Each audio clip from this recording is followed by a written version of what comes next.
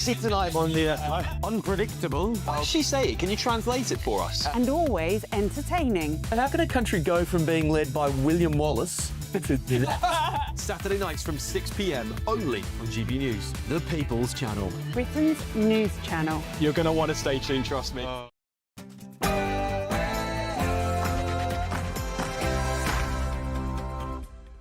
Hello there, it's 6 o'clock. I'm Michelle Dewberry, and this is Dewbs & Co. Coming up tonight, it's day 2 of the Macron state visit. This time, lots of chat about the Bayeux Tapestry. But I've got to tell you, the only thing people really care about is what is actually going to happen. Read the crossings in the Channel. Speaking of which, there has been utter fury, ladies and gents, in Northern Ireland over a bonfire effigy there depicting migrants in a small boat. Politicians there saying this is a hate crime, demanding it be removed. We'll cross live to Northern Ireland and look at that. And apparently the UK cannot afford the promises it's made to the public when it comes to the cost of the state pension. Let me ask you, is the triple lock under threat, and should it be? And they voted for it yesterday. Now we have the details. A 5-day strike at the end of this month for the doctors, where Streeting says if it happens, the public will not forgive them. Will you?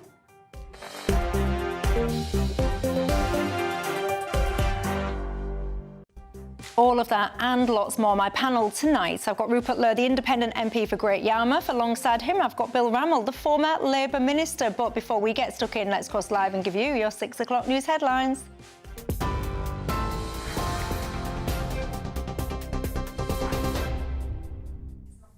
Good evening, it's 1 minute past 6. I'm Katie Bowen in the GB newsroom. The small boats crisis is, quote, a shared priority that requires shared solutions. Sir Keir Starmer and Emmanuel Macron agreed as they met earlier today in Downing Street. The French president said France's renewed partnership with the UK was a game changer as he met with the Prime Minister in No. 10 for talks. Mr Macron is demanding tough action to make the UK less attractive to illegal migrant arrivals. As the Prime Minister hopes to strike a one-in, one-out deal to send small boat migrants back to the continent in exchange for the UK accepting asylum seekers in Europe who have a British link. Also today, Sir Keir Starmer says we are now entering a new era of world history. That's as he joined the French president at the British Museum to mark France loaning the Bayeux Tapestry back to the UK. As part of the announcement, the Sutton Hoo artefacts will be loaned to France in a cultural exchange next year. Conservative leader Kemi Badenoch pressed Sir Keir Starmer on tax rises at PMQs today, with the Prime Minister committing not to raise income tax, VAT or national insurance on employees, as promised in Labour's manifesto. Ms Badenoch also put it to him that he's flirting with calls for a wealth tax. Mr Speaker, in their manifesto last year, Labour promised not to increase income tax, not to increase national insurance and not to increase VAT. Does the Prime Minister still stand by his promises? Yes. We are absolutely fixed on our fiscal rules. We remain committed to them. We remain committed to our budget, to our manifesto commitments. I realise that sticking to your fiscal rules and your manifesto commitments is a bit unfamiliar to the party opposite, but it's because of the decisions the Chancellor took, that this government has taken, that we can update the House. £120 billion of inward investment into this country since we took office. Elsewhere today, victims of the infected blood scandal say they are waiting to die in limbo, with just hundreds having received compensation to date. In a hard-hitting report, the chair of the public inquiry into the disaster, Sir Brian Langstaff, said there were obvious injustices in the way that the scheme had been devised. He adds only 460 people had received compensation. It's thought 30,000 people were infected with HIV and hepatitis B or C in the 1970s and 80s after being given contaminated blood products on the NHS. And resident doctors in England will walk out for 5 days later this month. They'll walk off the job from 7 a.m. on the 25th of July in a dispute over pay. That's according to the British Medical Association. More than 26,000 resident doctors voted in favour of the strikes. Health Secretary Wes Streeting says he's dismayed that doctors have chosen industrial action, adding that he's written to the BMA today to, quote, reaffirm his preference to work together to improve their working lives. Those are the latest GB News headlines. Now it's back to Dewbs & Co. For the very latest GB News direct to your smartphone, sign up to News Alerts by scanning the QR code or go to gbnews.com/alerts.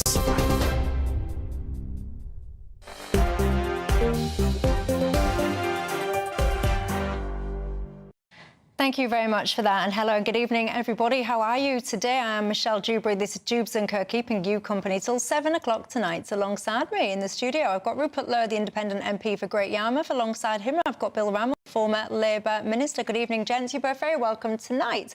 As are each and every single one of you at home, what is on your mind? Join the conversation with me all the usual ways. You can email me, gbviews@gbnews.com. You can go to the website, gbnews.com/yoursay. Of course, you can tweet or you can X me that final story in the bulletin just there about the doctors. We discussed this yesterday, didn't we, that ballot?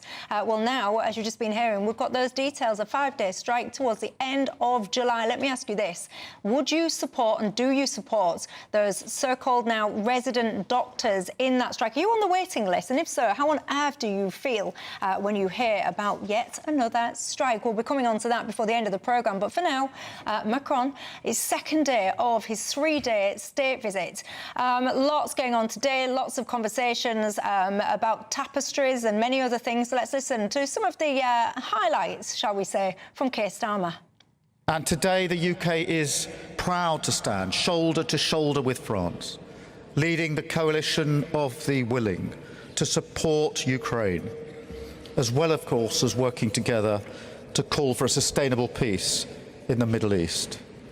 And at home, we're working together for our shared security and prosperity, creating jobs and growth for our people, tackling irregular migration, strengthening our defences to protect Europe from any threats, growing our economies and collaborating on the technologies of the future, and forging closer connections between our peoples with this cultural exchange. Yeah, fascinating stuff there, everybody. Shoulder to shoulder, lots of tough talk and all the rest of it, strengthening defences to protect European countries. I cannot help, I do try and take it seriously, ladies and gents. I do try and pay attention and respect the words of the Prime Minister, but I really, really struggle, actually, because how can you talk about, with a straight face, bolstering defences and protecting European islands, countries, when you can't even protect your own border? I would be sitting there if I was Keir Starmer, I'd be embarrassed. I'd be looking at a mirror, having serious words with myself, I've got to say. Anyway, Rupert Lowe, your thoughts? My thoughts on the relationship with France? Your thoughts on Macron's state? I mean, do you even think we should have a state visit at this moment in time with Macron? Well, we pay the French $480 million a year to stop the boats coming over, and they've just basically laughed at us, and the boats seem to come in ever greater numbers, despite the fact Keir Starmer promises he's going to control our borders. Our historical relationship with France, I don't share the Prime Minister's view. The French may be our ally in name, but they've historically never been our true ally. I would actually argue they're our enemy. They are part of the European continent. They have done many things to damage us, not least recently. The British people voted in 2016 to take back their sovereignty. France and the European Union has done their absolute damnedest to make sure that we don't have fair and free trade with them, which, considering that we fought 2 world wars to free them and help them protect their independence and their sovereignty, I do think they should have respected the British people's vote, and they should have made it much easier for Britain to play a part in Europe, even if it's not a fully signed up member to the what I call post-war socialist experiment that is called the EU. Yeah, I mean, he said, though, hasn't he? He was quite hurt, essentially, by the rejection, let's just simplify things, that they felt the Brexit referendum demonstrated. And, of course, he makes no secret of the fact that he wants extended youth mobility and things like that. That's what he wants. At least you know his agenda. At least he's up front with it. And I think Macron made some very good points, Michelle. I mean, I think one of the points he made is, we need to stop making this country the sort of the El Dorado of illegal immigration and rewarding people for getting here illegally, which we do. I think I've said before on your programme, Border Force seem to aid and abet those people coming in here illegally. And you might be interested to know that actually aiding and abetting people who are breaking the law is in itself illegal. So I would argue that Border Force are actually acting illegally in what they're doing. I've said before we should be putting these people on an island offshore, either England or Scotland, put them in a tented camp and effectively ensure that we don't have illegal immigration, that we deport those people living here illegally and that we deport those criminals in our prisons who are clogging up the system there. Soon, after the next break, actually, I'm going to take you to Northern Ireland, ladies and gents. There's uproar over there. One of the effigies on the top of one of the bonfires that's set to burn depicts small boats crossings. There's fury about that. We'll look at that. But before we do, Bill Rammell, your thoughts on Macron, the state visit and everything we've been hearing? Well, the history of our relationship with France is both a really important one. You know, they're a big trading partner. They're on our doorstep. They're a fellow UN Security Council member. But it's often a challenging relationship. But if you want to tackle defence and security cooperation, if you want better trade relations, if you want to work together to significantly reduce the boats, if not stop them, you need to work with France. And that's why I think this summit is important. And I'm most certainly in favour of it going ahead. You do need diplomacy. You need their cooperation. And if we can get the intervention in shallow waters that is starting to happen, and I think there will be a big announcement this week of furthering that, and we can get the one-in, one-out agreement, I think that's probably the most effective deterrent for people crossing the Channel. What do you think to this one-in, one-out deterrent, as Bill would call it? Well, we do need that, Michelle, but the first thing we need to do is stop people coming. They're coming across several safe countries, and that is not part of international law. They are supposed to stop in the first country that they end up in. And these people are travelling across multiple countries and ending up on our doorstep. And the French, despite being paid 480 million, are not stopping the boats coming over here. So we need more action, less words, and I think we need to get much tougher. I just think a sovereign nation who can't defend its borders, can't protect its borders and can't look after its tax-paying citizens is not a sovereign nation. But I think there is a shared interest here. I mean, part of the argument that Macron has made this week is that actually, because migrants, right, as you say, rightly, are not stopping in the first country that they pass through. The fact that they want to come to the UK, that's actually creating a problem, and it's a pull factor that France... That's where Macron was right. Yeah, he's having to... We make it too comfortable. Well, except you know, France takes more asylum seekers per head of population, about a third more than does the UK. So, you know... I'm not really interested in France, I'm interested in the UK, and I think he's right about that. He's right about the fact, I think he said quite correctly, that we seem to accommodate people living here illegally. It's much easier for them to work here illegally, which in itself undermines those people who pay their taxes and act legally. So what you're doing is actually, by allowing these people to come here, we're completely undermining the whole basis of our economy. Right, and it's the illegal economy that we need to tackle, and that's why the government has prioritised interventions in the illegal economy. 7,000 arrests so far, that's up by about a third. But one of the things that I think could really help us with that illegal working is the introduction of identity cards in this country. At the moment, you find it very difficult. That's a bit of a slippery slope, isn't it? So every single citizen needs to... So every single citizen of Britain needs to live in a papers, please society, because food delivery companies can't get their act together and stop employing randoms that shouldn't be here in the first place. Do you know what, Michelle? You can't function in society now without identification on a number of fronts. And if it can help us, and actually the public overwhelmingly back this, if it can help us to tackle illegal immigration, I think most people will be in favour of it. Would you? Well, let me ask you at home, would you be in favour then of a papers, please society in order to stop these men that shouldn't be here, that certainly shouldn't be working, from working, delivering your takeaway? Tell me. Can I just say, I think Bill raises a very interesting point there. I mean, historically, we live in a very high-trust society, probably a much higher trust society than continental Europe, which basically has a plethora of laws and is much less trusting of its people. I think there is an argument not for a general identity card. I don't think the British people support that. But I would argue that there is a need for those people who come and live here from other countries. They should have an identity card. If you come and live here, you should identify yourself. Until you become a fully paid-up member of our society who's contributing, there's no reason why there shouldn't be a two-tier system on that. We should. I don't think our population, our honest tax-paying population, who we put trust in, they don't need an identity card. People who come here to live here as our guests, arguably they do until they've made a contribution. And this indefinitely. What do you mean a contribution? Because a lot of people will be watching. A lot of people they've got to live here, pay tax rather than collect welfare.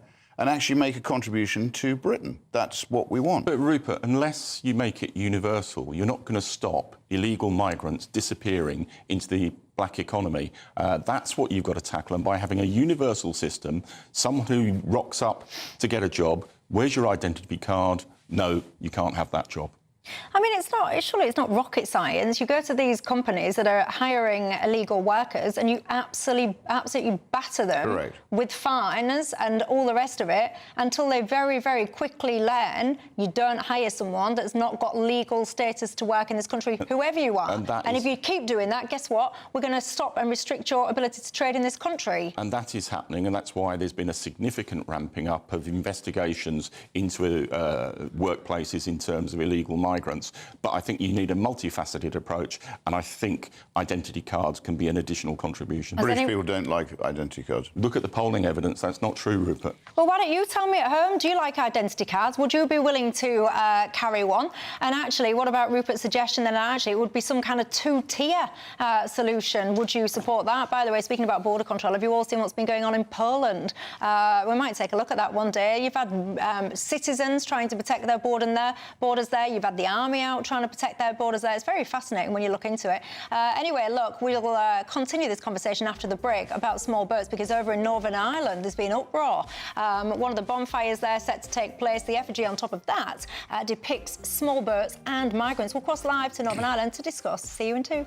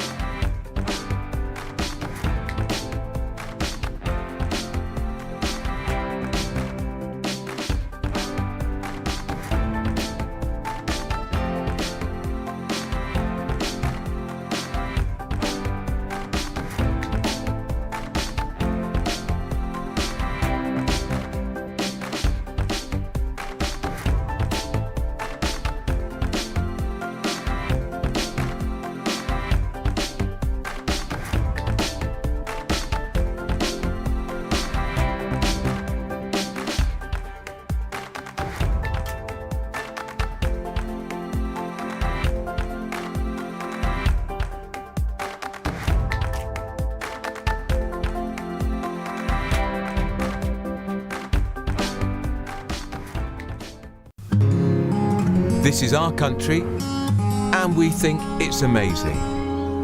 From high tea to the high street, we love it all. Even the rain, we like that too. There's nowhere else we'd rather be.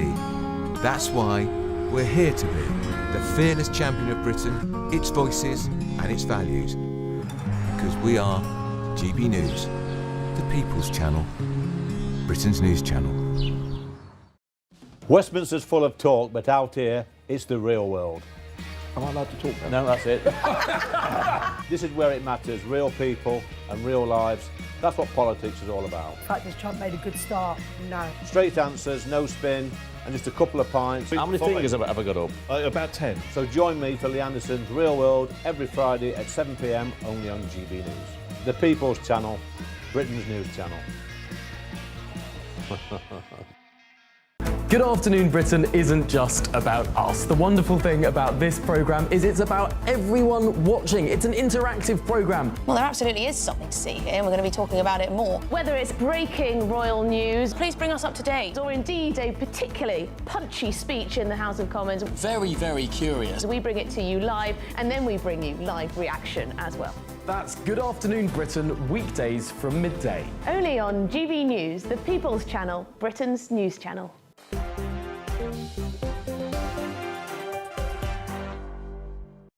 Hello everybody, welcome back to Dewbs & Co with me, Michelle Dewberry, Rupert Lowe and Bill Rammell. Now, we were just talking about border control, small boats crossing, you name it, before the break. Take a look at this. Have you seen this?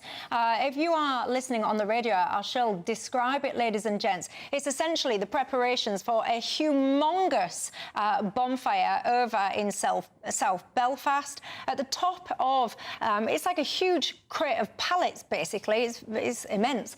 And at the top of that, it's all about stop the boats, and it's got a depiction of a small boat with lots of migrants in it. Let me cross live to Northern Ireland then to our correspondent there, Dougie Beattie. Good evening to you, Dougie. For people that are not familiar, first of all, let's just start with what these bonfires are about, the traditions, and then we can get into this particular one because it's caused outrage. Well, we have celebrations for the 12th of July here in Northern Ireland. That 1690, when we got the Bill of Rights, King James II was deposed, King William and Mary took over the first constitutional and joint monarchy. And really where we are in Britain today is really because of those Bill of Rights. And every 11th night, bonfires like this one behind me will be lit, and they're to signify actually that King William was shot in the arm the night before the Battle of the Boyne, and he had to go around and show his 35,000 men that he was alive, and he did it by the light of a bonfire. And so we have bonfires in Northern Ireland on the 11th. Some are on the 10th night, but those bonfires are very controversial here in Northern Ireland for obvious reason of past sectarian violence, etc. And this particular bonfire, Moy Gashel, it's down in Tyrone, and every year they have used it to voice their concerns. So last year they had an effigy of a police car on it. The year before that they had an effigy of a boat. Well, they actually had a real boat on top of it, complaining about the Irish Sea border. So this year they have decided that, of course, the problem in that area, just 3 weeks ago, we seen 5 nights of vicious rioting in Northern Ireland that cost the Northern Ireland taxpayer £5 million. That's how much it costs for the police operation, £1 million a night, to try and quell that violence. And it still is bubbling under the surface at this moment. So they have decided to take out their frustrations and put an effigy of these immigrants on top of the bonfire. Now, that is wrong. There's no doubt about it. You shouldn't be doing that. But it's no different from Guy Fawkes in a lot of ways, what they're doing. But it is wrong to try and single out one section of the community. But I spoke with some of those leaders in that area by phone just a few moments ago, and they said to me, well, it's art. And if it's good enough for the BBC to allow someone to come on the stage and call for the extermination of the IDF, the BBC shouldn't be. Pearl clutching was what they actually used. And they're not calling for the death of anyone. They're frustrating their worries. They're saying so many Palestinian marches has all sorts of effigies and flags on it. And particularly Colm Gildernew of Sinn Féin, the MLA that's calling this horrendous. Well, Sinn Féin actually backs Kneecap that called for the death of politicians. So all of a sudden, there is nowhere to go with this argument, Michelle. As a journalist, when somebody throws that at you and says, well, it didn't happen to this one, and it didn't happen to that one, and we're not calling for the death of anyone, we're calling for our veterans to be looked after in front of migrants, and if everybody else is doing this sort of thing, why shouldn't we? Where do I go with that argument? And of course, the police force, if they go in to actually remove that from that bonfire, it could cost us another £1 million on another night's rioting. I mean, the Sinn Féin politician that you mentioned there, he's put a tweet out saying that this is a vile, racist effigy. It must be removed immediately. It's not culture. It's a disgusting act fueled by sickening racist attitudes. He says it's a clear incitement to hatred. He then goes on to say all political leaders must step up, condemn it outright and demand its removal now. Do you think it will be removed? I don't think it'll be removed, Michelle, and for him to say that, I will bring you back to the argument that was thrown at me. If they put this on top of it, they're claiming it's art, They're claiming it's trying to get their message out, and it's done by the BBC, which are claiming for the deaths of people in Glastonbury. They're saying, well, why wasn't that called for? Why wasn't there uproar at that? And at that point, Michelle, I don't care what side of the population you come from, the minute that the media does not come out and condemn, the minute that the police do not move in on one side or the other, as a journalist, I have to report what I see and what I hear and their argument. I can't argue with their argument because what they're saying, it's wrong, the effigy is wrong, it shouldn't be there. But what they're saying is completely correct. Why would they be picked upon and others wouldn't? And that's where the argument stops, and that's where political voices, by not claiming together and by the media not reporting on the same levels, we have got to the state that we're in. I mean, I sat and thought about the amount of times I've been in London, Michelle, and seen Palestinian flags. Some of them even had pictures of Nigel Farage on them. I mean, where do we go with this? This is freedom of speech, and then it is, of course, the right to express yourself. And if you're not going to put that across the whole community, then this is exactly what's going to happen. Interesting stuff. I've got to say, I'm sure if the BBC was here, they'd say, oh, you know, it was a mistake. We've said sorry. We've apologised. We say we're not going to stream any of that stuff live and so on and so forth. But interesting stuff. We shall watch proceedings with interest for now. Dougie Beattie, thank you very much for that. Rupert Lowe, your thoughts? Well, look, the optics of this aren't great, Michelle, but then the optics of Bobby Violin, or whatever he calls himself, chanting death, death to the IDF and kneecap, suggesting that Tory politicians should be murdered, those optics aren't good either. But I think what this shows, and I do think our society has become a little bit puerile in that it can't distinguish between what are visual sort of images and what actually happens in real life. And of course, none of us want to see any form of, arsenal burning of people. That is ridiculous. But this is, I think, showing the underlying concern about the extent of immigration, and that's both legal and illegal immigration, and the effect that it's having on people's communities. And, you know, until relatively recently, really until the Blairite years, immigration in this country and in Ireland was pretty stable, and it's mushroomed, and our leaders have done very little about it. So I think what it should be taken as is a message of people's concern about this issue.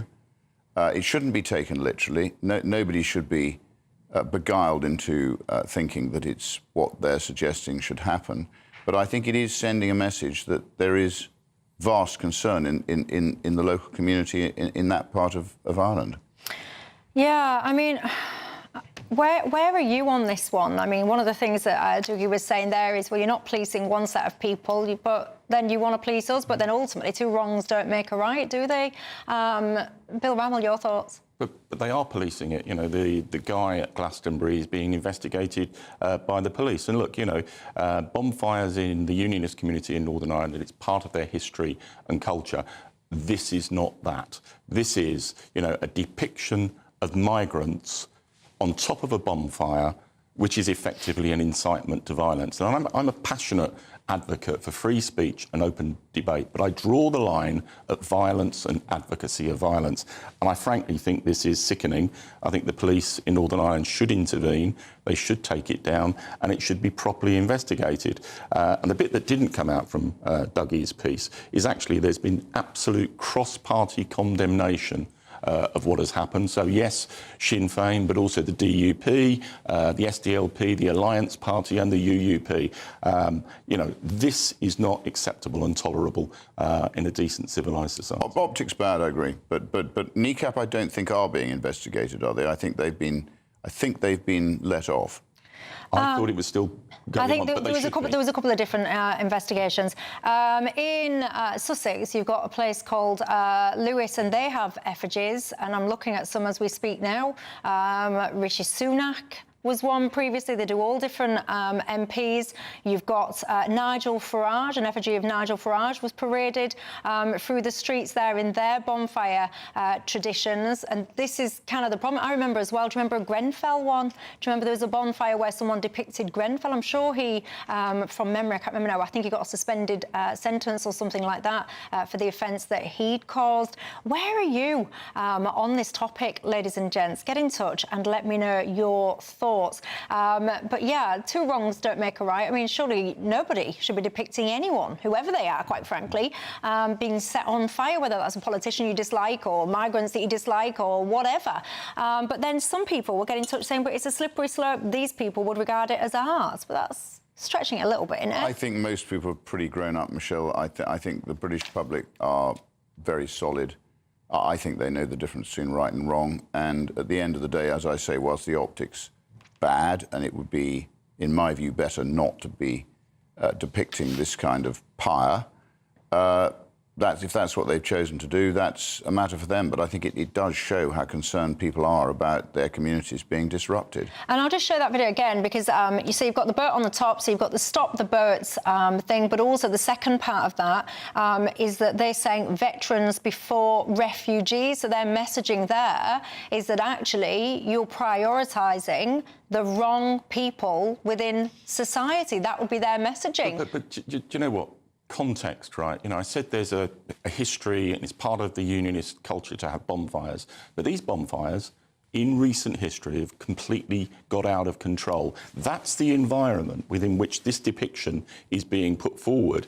And I think it's very dangerous. And Rupert, I absolutely believe in people's right to object to illegal migration and to want legal migration brought down, but you don't tackle that through violence, and I think there is a prima facie case that this is an incitement to violence. Michelle, though, does raise a very good point about the veterans, and David Davis asked an extremely good question in the House today, which, as usual, the Prime Minister didn't answer. I mean, we've effectively had an amnesty for the terrorists, and yet we're pursuing quite a lot of these ageing veterans who were in Northern Ireland doing their duty. And really, it should be, I think, a two-way amnesty, not a one-way amnesty. And I think most of the British public would agree that if we're going to have some form of truth and reconciliation, it works two ways, not one way. And it's, I think, unfair. So, and I think David Davis asked a great question, and he didn't, as usual, get an answer. Yeah, I've got to say, I don't like this. I don't think people should be doing stuff like this. You can't depict anyone being set on fire. That is really not a great place to be, in my humble opinion. Some of you, though, are getting in touch and saying, Michelle, at the end of the day, there's a sense of frustration within different nations now, because we've asked our politicians to control immigration. We've done it multiple times over, they're saying, by the ballot box, but it just continues to be out of control, and the concerns that people raise, whether that's you know, unity or whatever it is, or fairness within societies. I'm getting a sense from you that you're saying it's just, we are just not being listened to. And if politicians want to stop these kind of hateful things, then they should be listening to people's concerns. I want to say, a lot of you really are not comfortable, I have to say, with what you're seeing on top of that bonfire. But what about this whole point? Nobody's condoning this. I think we're all in unity here that that's wrong. But what about this whole notion that there's a sense of frustration that people are saying we just don't know how to get our concerns listened to anymore? I mean, I genuinely believe the concerns are being listened to. Look at the immigration white paper, a whole series of measures to bring down legal migration and a determination to tackle illegal migration. But, and people aren't going to like this, it takes time. You know, the legislation to smash the gangs still hasn't come out of the House of Commons and the House of Lords. That needs to happen, and it needs returns agreements, and it needs cooperation with Bill Rammell, a lot of people watching this, and I can't stress enough, nobody thinks that that effigy is OK. It's not OK. You shouldn't be depicting anyone in that way with a view to setting fire to them, whoever they are. It's completely wrong.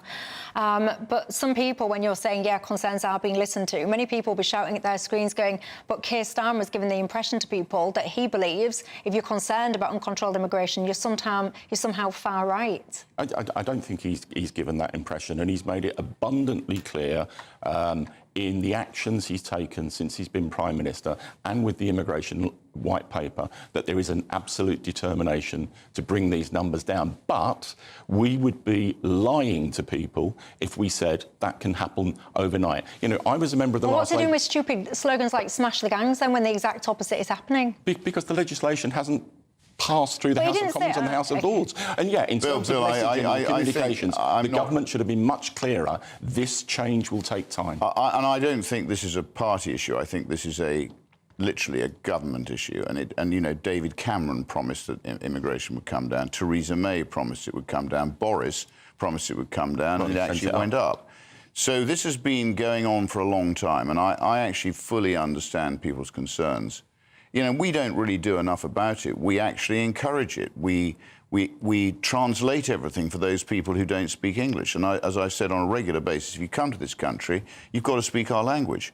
And if you don't speak our language, then you pay for your own translation. But in the NHS, in almost every organ of the state, the British taxpayer is having to fund huge amounts of translation costs. It's having to fund huge amounts of welfare and costs. It's huge amounts of medical costs. And I think people have had enough of it. But you know, I don't share the counsel of despair. I was a member of the last Labour government where we cut asylum numbers. The ruling class by 80%. has not done enough, Bill. You know that. Well, I think an 80% cut, and then the numbers went through the roof when the Tories came back to power. What do you make to it all, ladies and gents? Join the conversation in all the usual ways. We've just been talking about some of the things that we do spend money in. One of those things is the triple lock and protecting that when it comes to the state pension. Now there's concerns that that could be under threat. Should it be under threat? Should it be protected or not? And I also want to talk to you about the resident doctor strikes. I'll see you in 2.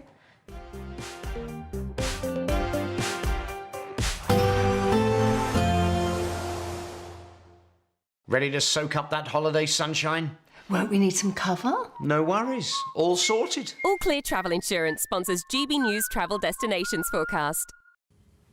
Hello. Largely sunny skies across the Mediterranean. It is a little bit breezy in parts of Greece and Turkey over the next couple of days, but still lots of blue sky to be had here. Small chance of a shower in Croatia, but mostly they're staying away to the north and east. Small chance of a shower across Catalonia as well, but most of Spain dry and sunny. Bit of an onshore breeze bringing some cloud to the coasts of Portugal, and fine and sunny in the Canaries. Continued risk of a shower or two in Barcelona into the weekend. All Clear Travel Insurance sponsors GB News travel destinations forecast. Yes, it's time for your latest weather update from the Met Office here on GB News. A very good evening to you. Temperatures rising over the next few days. Another heat wave for a large part of the country.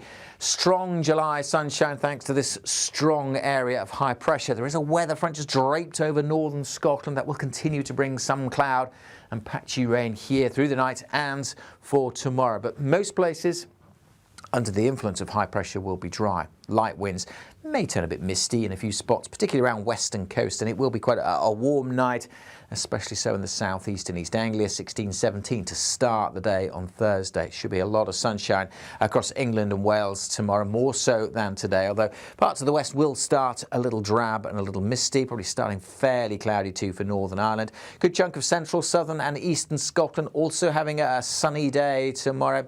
But on the west coast, a grey starts. Likely to be some rain and drizzle at times here too. For Northern Ireland, maybe a bit of drizzle at times along the north coast, but generally it will be a fine day. Some sunny spells coming through in Belfast and lots of sunshine for England and Wales. These western coasts likely to start with some mist and low cloud, and that may take a while to shift because the winds are so light, but certainly many inland areas having a lot of sunshine tomorrow. And it will be hot sunshine as well. Temperatures higher than today's values, likely to get over 30 degrees somewhere across the southeast and many places into the mid-20s at least. And it's starting to turn warmer still across parts of Scotland and Northern Ireland. Friday's a similar story. The threat of thicker cloud and drizzle at times over the northern and the western Isles. Threat of some mist and low cloud around coasts, Irish Sea coast, perhaps North Sea coast too. But for most, it's hot and sunny on Friday, and temperatures ticking up even further, more widely up into the high 20s, and a few more places likely to exceed 30 degrees. May well get hotter for the weekend.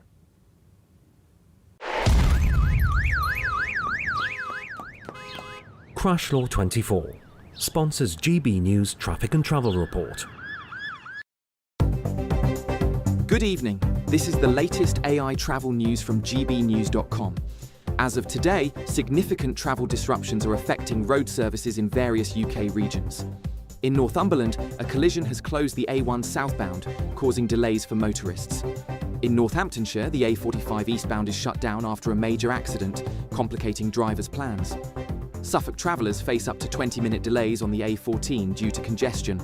Surrey commuters are also challenged, with 2 lanes closed on the M25 clockwise near Junction 10. And on the trains, cross-country and Great Western Railway services are disrupted, inconveniencing passengers. For more travel news, go to gbnews.com. Crash Law 24 sponsors GB News Traffic and Travel Report.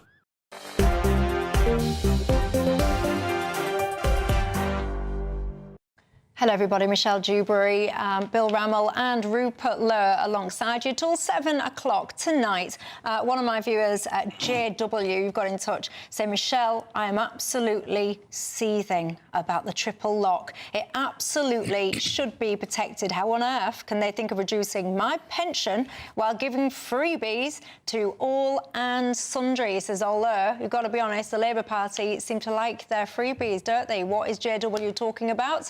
Well, he's talking about the fact that the OBR has now said that Britain's economy is increasingly vulnerable. Now, one of the things that's getting focused on then is the cost of the triple lock, apparently. It said that it's unsustainable and it's projected to cost us £15.5 billion by 2029/30. That is almost triple the original estimate. Is it time to scrap the triple lock, Rupert Lowe? Well, it's certainly a topical question, Michelle, because I think I'm right in saying by 2036 that welfare spending, which includes pensions, will outstrip the total take from national insurance. The Adam Smith Institute's done some modelling. Now, that's pretty serious stuff. If you actually look at also what the Labour Party is doing to the economy, Rachel Reeves seems to think she can raise taxes, she can pay public sector employees who are totally unproductive more, and then continue to tax the diminishing private sector to an ever greater extent. She is deluding herself if she thinks that the economy is going to be able to continue to grow. It is very fragile, as the OBR says. I don't always agree with the OBR, but on this one I do. And I think this is all playing to this vast cost of welfare, which basically is triggered by legal and illegal immigration. And people are quite rightly angry about the fact that it's harder and harder to run your business and invest in your business when you're being taxed into oblivion and you're being regulated and licensed into oblivion. So I think it does require a huge debate. And I don't have the answer to that now, so I'm not going to say what I think should happen. But I think it should be a topical discussion which we need to have urgently. What do you think to this? And if you're sitting there, I don't know, you're in your 20s, your 30s, your 40s, and you're thinking, I don't really care about my pension just yet, I'm too young. Well, of course, this indeed will affect you because the triple lock, if you remember, it was about increasing the state pension by 2.5% by inflation or by average wage growth, if you remember that. But of course, those volumes have been much higher than anticipated when all of this was introduced. Bill Rammell, your thoughts? Do you know, Michelle, one of the joys of no longer being an active frontline politics is you can say exactly what you mean. And I think the triple lock is unsustainable. £15.5 billion by the end of the decade is a huge sum of money. Pensioners are less likely to be in poverty than the working age population. We've had over the last 15 years intergenerational unfairness. So you look at young people, they can't get a house, they're paying tuition fees, they're going to work longer, and all the while we are protecting the interests of the elderly. I don't think we can afford it, and I think some government at some stage is going to have to grasp that nettle. Personally, I would go back to inflating the state pension by CPI, what Margaret Thatcher did for a generation, and that was sustainable. This is not sustainable. Yeah, but I mean, those young people that you're referencing there, of course, they will be the ones that grow up to benefit. If the state pension isn't increasing, well, by the time they retire, goodness only knows, by the way, what age people will retire in the future, because there's conversations about 70 plus, you name it. Those people will benefit from that triple lock. So whilst they might sit there now and go, why am I paying for all the oldies? Well, because one day you're going to be one of those old days and you're going to benefit from that. But you have to make a judgment on a snap in time, and it is incontestable that over the last 15 years, young people have been hammered whilst we have protected pensioners at every level, with the exception of the winter fuel allowance. That's now been put right. Wasn't it a manifesto commitment, Bill, to maintain the triple lock? I'm speaking personally. No, but I think it was a Labour manifesto pledge. So in the same way that you broke your pledge on APR on farmland, on BPR on small businesses, on the winter fuel allowance, which you've now changed your minds on, almost, I think if you make pledges in your manifesto and you win votes on the back of that, it's pretty disgraceful to then change it. And Ruth, I'm speaking personally. So I think people should think harder about their manifesto pledges before they make them. I agree with that. And one of the problems we have in British politics is the horse trading that takes place, and you get hemmed in with the commitments. And personally, I think the commitments, particularly on national insurance, that the Labour Party made, actually we should have come to power and said the 4p cut under the last Tory government was unfundable, unsustainable, and reversed it. But those manifesto commitments are there, and I have no doubt this government will stick to the triple lock for the course of this Parliament. Personally, I'm saying it's unaffordable and we've got to tackle it at some point. The most important thing for the British economy is to cut the size of the state. The state is now too big. It accounts for 46% of GDP. The private sector is shrinking. The state is growing. That is not a recipe for wealth creation. Well, it depends what you mean. So we need to shrink the state. It's very inefficient. Everybody knows it's not working. We can feel our country slipping through our fingers through this statist sort of plan to enrich the public sector and denude the private sector. Doesn't work.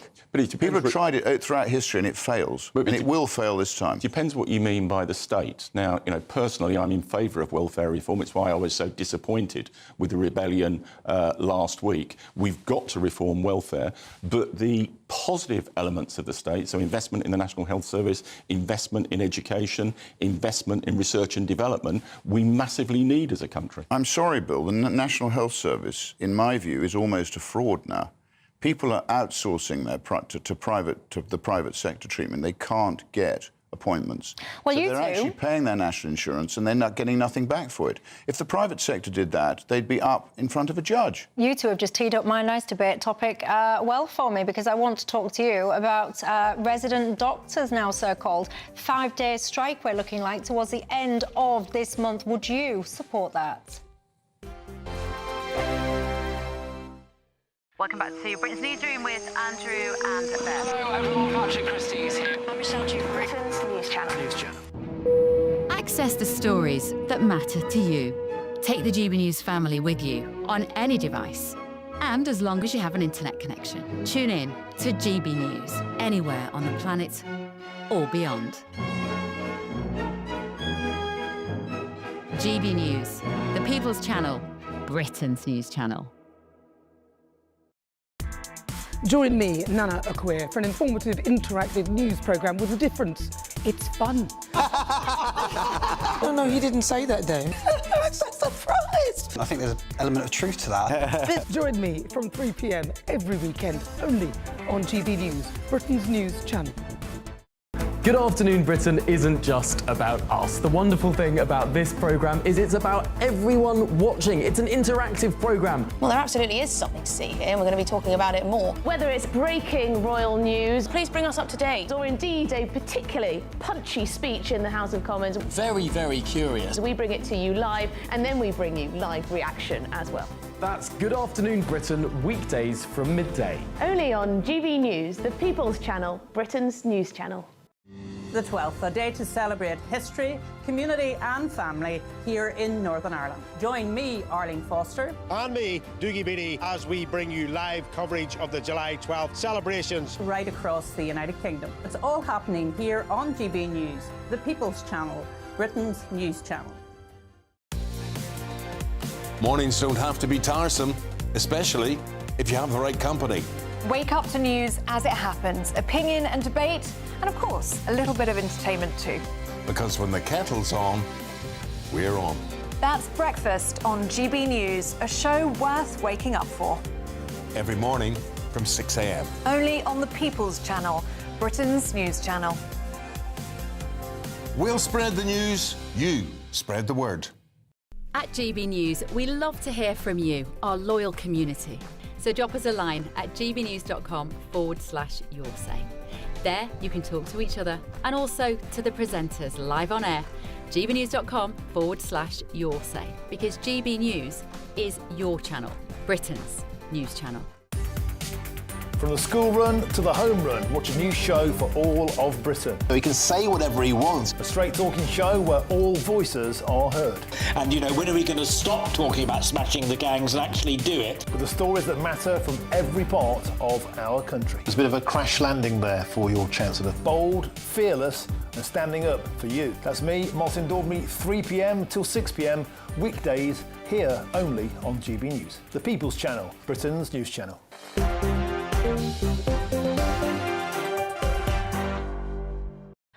Hi there, I'm Michelle Dewberry. This is Dewbs and Co. Till 7. I've got Bill Rammell and Rupert Lur alongside me. Lots of you getting in touch about this pension conversation. You're not having any of it, quite frankly. Sue, GB News member, thank you, Sue. You've got in touch and said, Michelle, it's all of these public sector pensions, these gold-plated pensions that we should be looking to cut, rather than cutting the triple lock on the state pension. Lots of you getting in touch saying, this is our money. Will you stop calling it a benefit, Michelle? We've paid into the system our whole working lives. Lots of you getting in touch as well, pointing out things like WASPI and the injustice of all of that. I hear you, ladies and gents. Look, before we go, you just alluded to the NHS there, Rupert.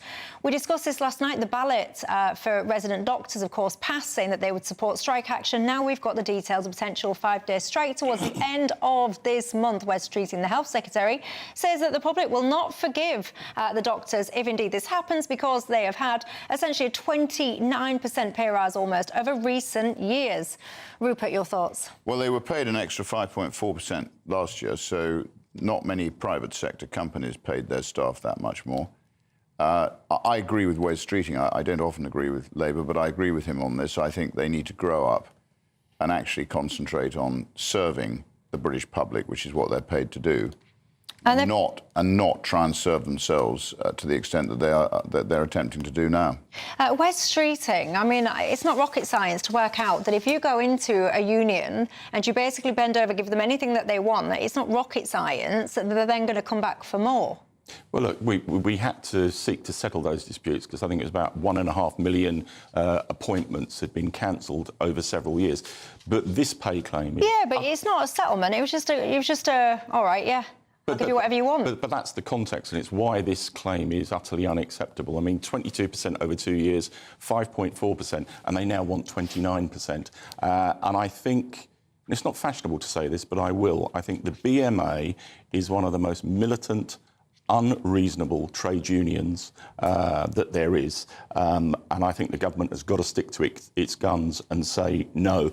And actually the public, look at the polling evidence, by 56% to 21%, the public now oppose what the BMA is doing compared to a year ago when the public supported them.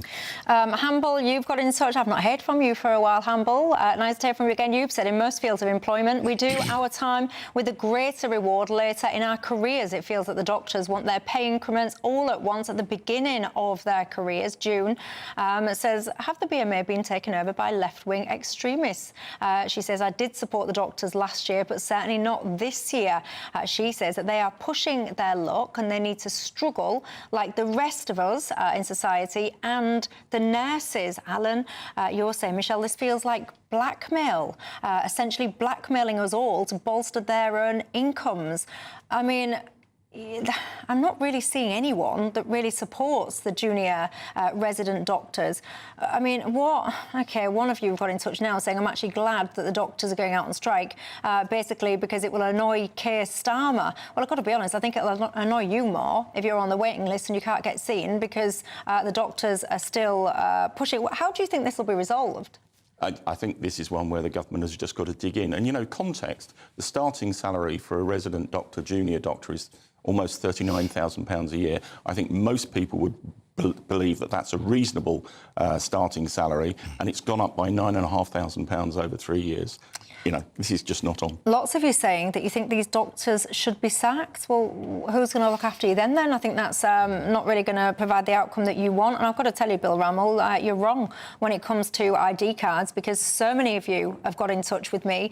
Bill Rammell reckons that you guys will all support having ID cards to try and clamp down on things like illegal working for migrants. Long story short, you don't agree with him at all?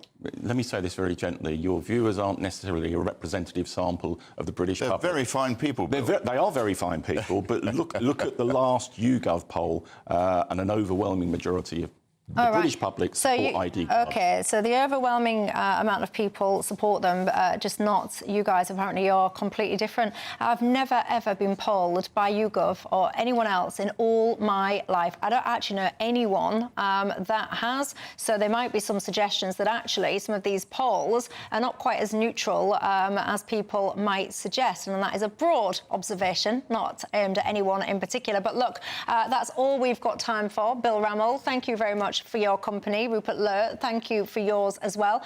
Do keep your thoughts coming in, by the way, because you guys keep me entertained on my way home. I do like to try and read all of your emails, etc., as best as I possibly can, and I appreciate each and every single one of you for watching and joining the conversation. But for now, that is all I've got time for. Have yourself a fantastic evening, and I will see you tomorrow night.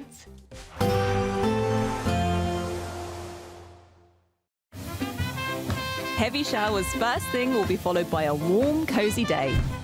Boxed Boilers, sponsors of weather on GB News. Yes, it's time for your latest weather update from the Met Office here on GB News. A very good evening to you. Temperatures rising over the next few days.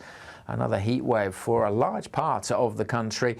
Strong July sunshine thanks to this strong area of high pressure. There is a weather front just draped over northern Scotland that will continue to bring some cloud and patchy rain here through the night and for tomorrow. But most places under the influence of high pressure will be dry. Light winds may turn a bit misty in a few spots, particularly around western coast, and it will be quite a warm night, especially so in the southeast and East Anglia. 16-17 to start the day on Thursday. Should be a lot of sunshine across England and Wales tomorrow, more so than today, although parts of the west will start a little drab and a little misty, probably starting fairly cloudy too for Northern Ireland. Good chunk of central, southern and eastern Scotland also having a sunny day tomorrow. But on the west coast, a grey starts. Likely to be some rain and drizzle at times here too. For Northern Ireland, maybe a bit of drizzle at times along the north coast, but generally it will be a fine day. Some sunny spells coming through in Belfast and lots of sunshine for England and Wales. These western coasts likely to start with some mist and low cloud, and that may take a while to shift because the winds are so light, but certainly many inland areas having a lot of sunshine tomorrow. And it will be hot sunshine as well. Temperatures higher than today's values, likely to get over 30 degrees somewhere across the southeast and many places into the mid-20s at least. And it's starting to turn warmer still across parts of Scotland and Northern Ireland. Friday's a similar story. The threat of thicker cloud and drizzle at times over the northern and the western Isles. Threat of some mist and low cloud around coasts, Irish Sea coast, perhaps North Sea coast too. But for most, it's